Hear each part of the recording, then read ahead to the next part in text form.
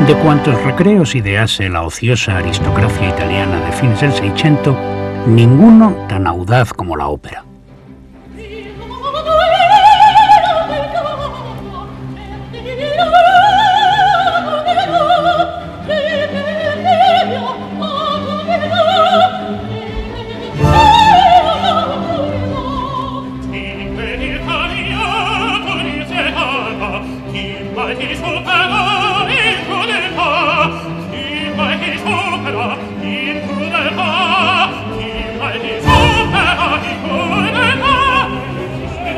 En la escenografía onírica y excesiva instaurada por el manierismo, la ópera inscribió una apoteosis cantable apta para habitar desde el ominoso ensueño de Piranesi hasta la exaltación perspectiva de Giulio Romano.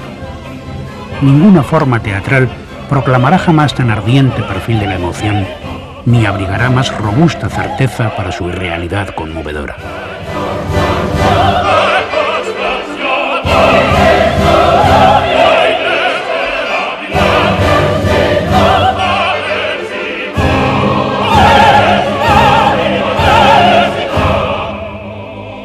Hija de la tragedia y nieta de la música, la ópera subsume y multiplica en su incesante fantasmagoría las agitadas máscaras de la pasión y los rostros innumerables de la belleza.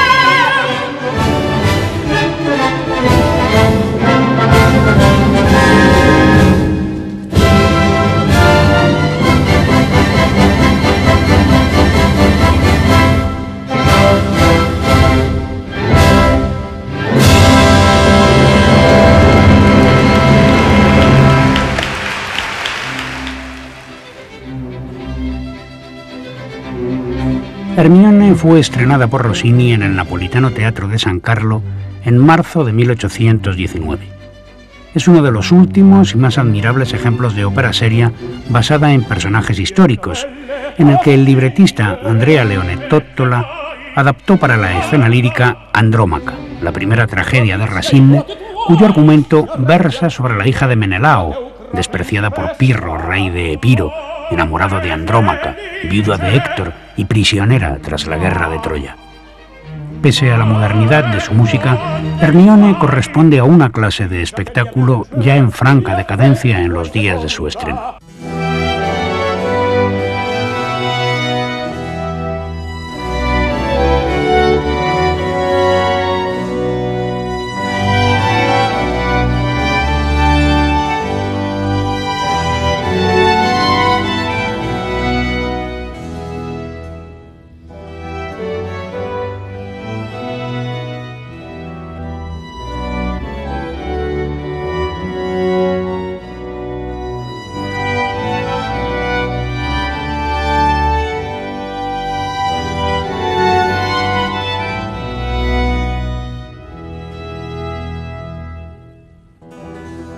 La ópera llegó al mundo en los últimos años del siglo XVI, en la corte de Florencia, pero sería en el palacio de Ferdinando de Gonzaga, en Mantua, donde el nuevo espectáculo alcanzase su verdadera consagración, con el estreno del Orfeo, compuesto por Claudio Monteverdi y Alessandro Estrillo para los carnavales de 1607.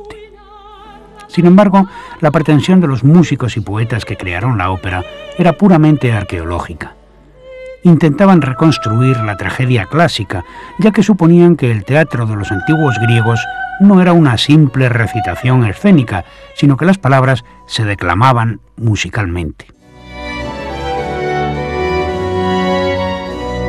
Por esta razón, este tipo de teatro cantado recibió inicialmente el nombre genérico de melodrama, que significa precisamente representación con música.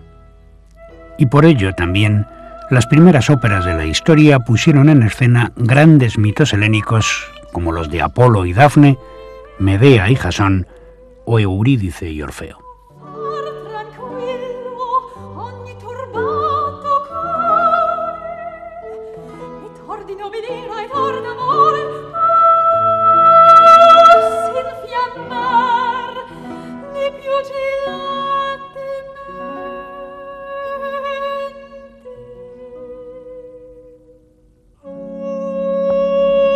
La denominación de ópera seria procede de fines del siglo XVII, cuando los aristocráticos argumentos tomados de la mitología clásica fueron sustituidos paulatinamente por los temas históricos de la antigüedad grecolatina, con los que el público de la naciente burguesía comerciante y gremial se hallaba más familiarizado. Cabe ver en tal cambio de gusto el símbolo de una clase social en ascenso, para quien el poder no se consideraba un atributo nobiliario emanado directamente de la divinidad.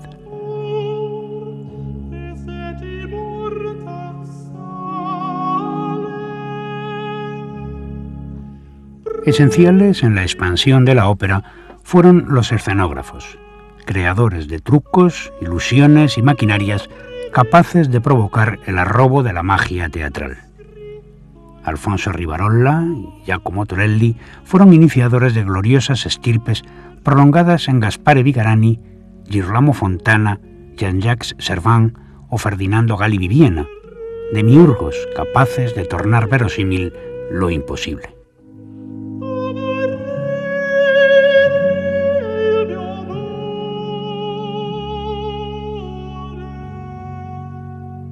Desde el mismo nacimiento de la ópera, los cantantes castrados hegemonizaron sus papeles protagonistas. Hombres emasculados encarnaron a la primera Eurídice o a la mensajera que notificaba a Orfeo su desdicha. La operación se efectuaba entre los 6 y los 11 años, sumergiendo los testículos en hielo para contener la hemorragia. Se conservaba así la tesitura, agilidad y pureza de la voz infantil, magnificada por la capacidad pulmonar de un cuerpo adulto. Voz irreal, desencarnada, de la que hoy alcanzamos un tenue vislumbre gracias a la técnica de los modernos contratenores y que constituyó la imagen y la materia de los personajes heroicos que habitaron la ópera seria.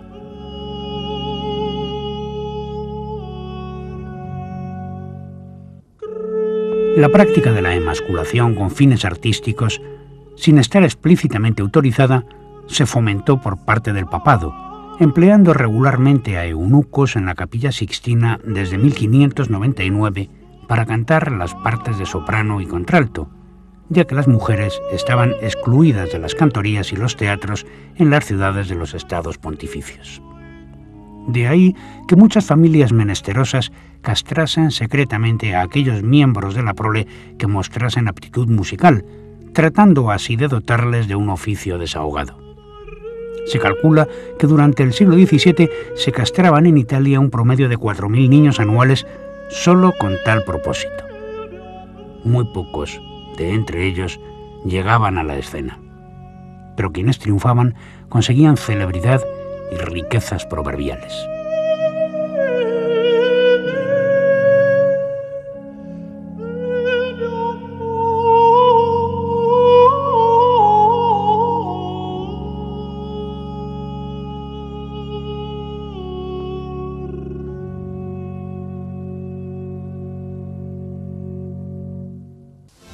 Caprichosos, imprevisibles, excéntricos, los grandes castrati cobraban cifras desmedidas y se permitían desplantes inauditos. Cantantes hubo, como Paolo Grossi, apodado Siface, que osaron desatender una invitación de Luis XIV, o que fueron ennoblecidos, como Baldassare Ferri, activo en la corte de Varsovia y nombrado caballero de la Cruz de San Marcos por la reina Cristina de Suecia en 1645, que solicitó para ello una tregua en la guerra que mantenía con el rey Segismundo III de Polonia, o que se convirtieron en grandes intrigantes cortesanos, como Carlo Broschi, llamado Farinelli, que por 25.000 francos anuales cantó desde 1737 las mismas 4 arias cada noche durante 5 lustros, ante un Felipe V de España atenazado por la melancolía. Para aquellas voces excelsas e inverosímiles se escribieron los más sublimes personajes del pasado, como el de Julio César, que Georg Friedrich Händel compondría en 1723 para el célebre Francesco Bernardi, conocido como Senesino por ser natural de la ciudad de Siena, contratado por la Ópera Real Inglesa por la inconcebible cifra de 2.500 guineas anuales.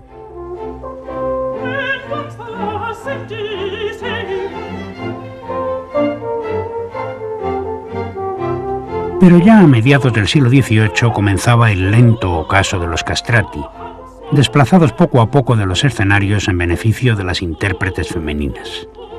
Y así, el propio Händel en sus últimos años adaptó Julio César para una mezzosoprano, que es el tipo de voz con la que se canta desde que la obra se redescubrió en los años 20 de nuestro siglo.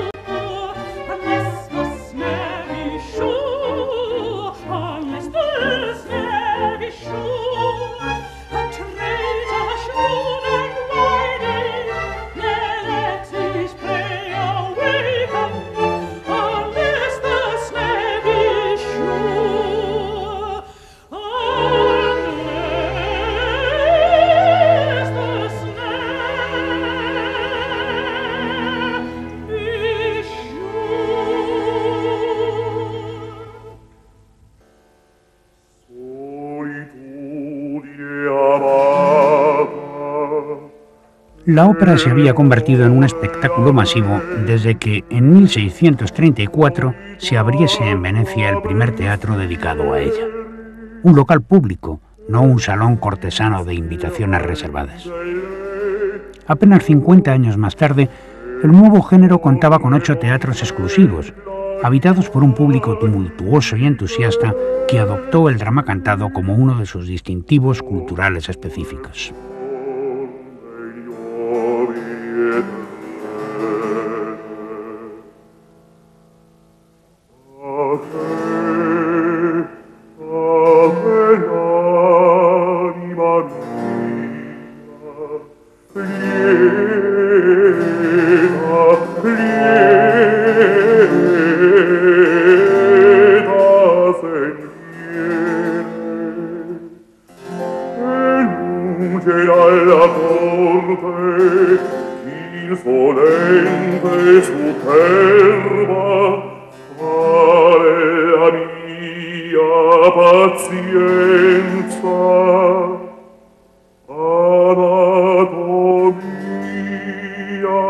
Aunque los temas mitológicos dominaron el siglo XVII, el primer argumento tomado de la realidad histórica fue el de La coronación de Popea, de Francesco Busenello, con música de Claudio Monteverdi, que en fecha tan temprana como 1642 ponía ya en escena los legendarios amores adulterinos de Nerón, según se narran en los anales de Tácito, una de cuyas consecuencias políticas inmediatas fue la muerte de Séneca, antiguo preceptor del emperador, obligado a beber la cicuta en el año 65 de nuestra era como castigo por su actitud inconformista.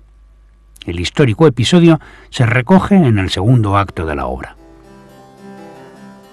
Amico, è già gran tempo che io porto il seno armato contro i colpi del fato. La notizia del secolo in cui vivo forastiera non giunge alla mia mente. Se mi arregli la morte, non mi chieder perdono.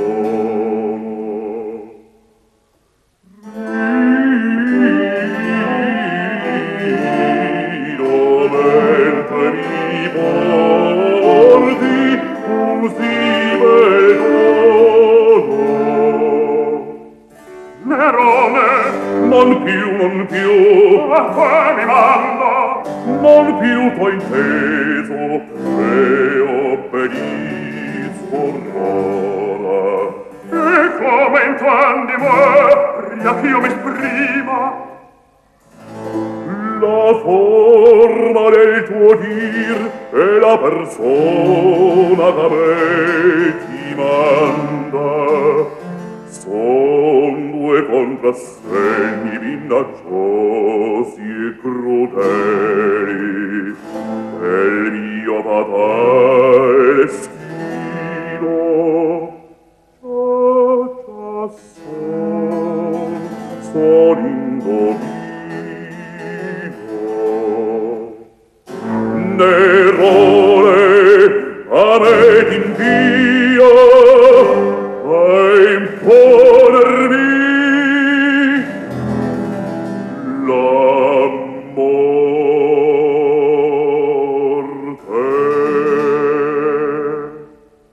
La coronación de Popea fue la primera ópera protagonizada por personajes reales de la crónica de Roma, pero la obra solamente constituyó una audaz anticipación que careció de imitadores durante más de 30 años.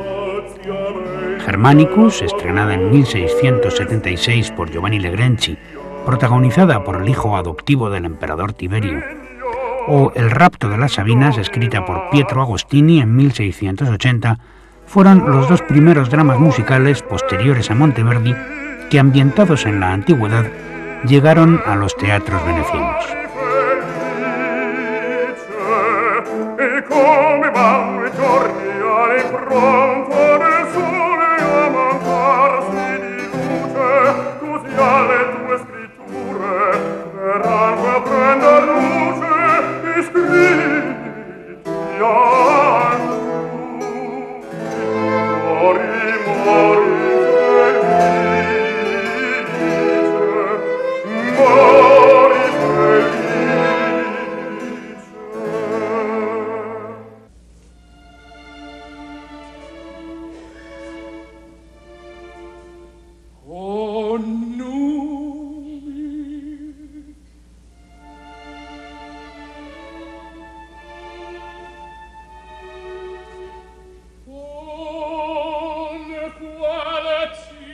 Pero, pese al paulatino auge de la ópera histórica, todavía a fines del XVIII los dioses y los héroes habitaban la escena. En enero de 1781, pocos meses antes de establecerse definitivamente en Viena, un Mozart de 25 años redactaba una sobrecogedora partitura para un turbulento drama mitológico del abate Varesco, centrado en el sacrificio que Idomeneo, rey de Creta, ofrece a Poseidón por haberle librado de un naufragio. Por no cumplir su voto a tiempo, la irascible deidad envía hasta la costa un monstruo de las profundidades marinas, que devora a los habitantes de la isla. Pero los consternados coristas logran sobrevivir gracias a Idamante, hijo de Idomeneo, que logra derrotar al insaciable Vestiglo. Vincenzo del Prato, un castrato natural de Imola y de la misma edad de Mozart, daba vida al mítico héroe.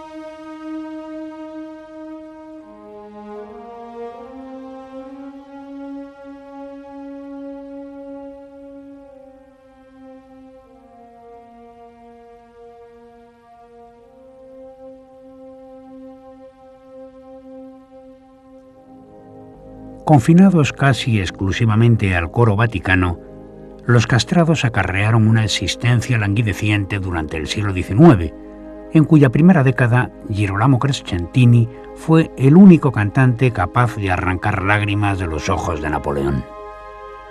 Pero apenas una década más tarde, Rossini afirmaba que con su desaparición de la escena concluyó definitivamente el auge del genuino canto fiorito.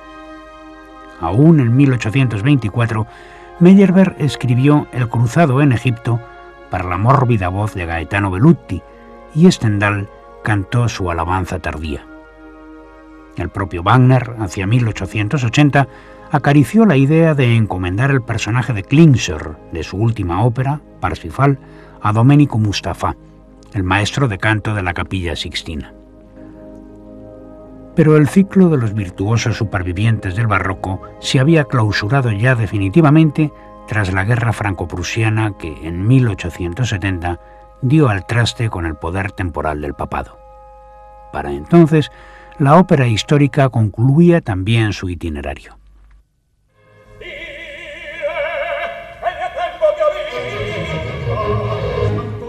A comienzos del XIX, las últimas óperas serias de Rossini sirvieron de baluarte propagandístico a causas políticas de actualidad, como la independencia griega. Pero con la llegada de Giuseppe Verdi, la ópera histórica se transformó directamente en material de agitación y propaganda para el independentismo militante. Obras como Nabucco en 1842 y Lombardi en 1843 o Attila 3 años más tarde constituyeron verdaderos hitos dentro del proceso de toma de conciencia unitaria de la nación italiana.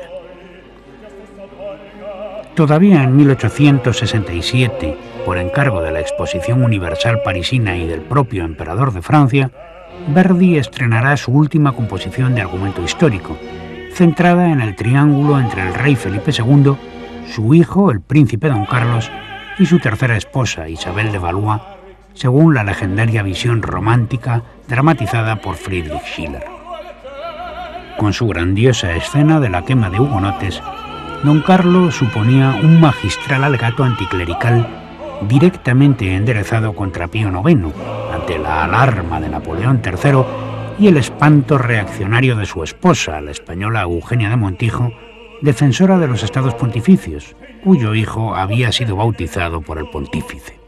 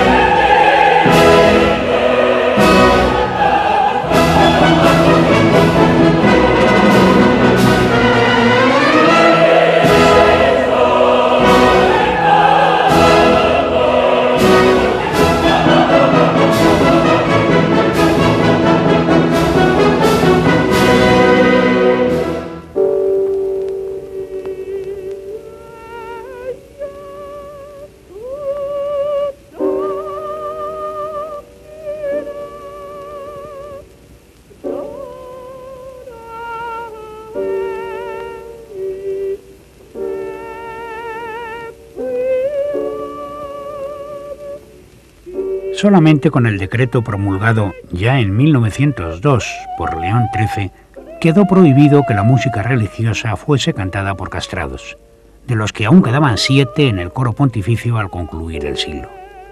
El último de ellos, Alessandro Moreschi, discípulo de Domenico Mustafa, vivió todavía hasta 1922, alcanzando a realizar algunas grabaciones sobre cilindros de cera en los días finales de 1904. Esa voz, exangüe, casi desvanecida, constituye la única reliquia de una tradición vocal basada en el virtuosismo y la emotividad, que, como escribió el historiador inglés Charles Burney a mediados del siglo XVIII, depositaba una lágrima en cada nota. Notas ya definitivamente irrecobrables de dioses y de héroes de una antigüedad conjetural e inalcanzable, apartados para siempre de la escena por el viento inclemente de la historia.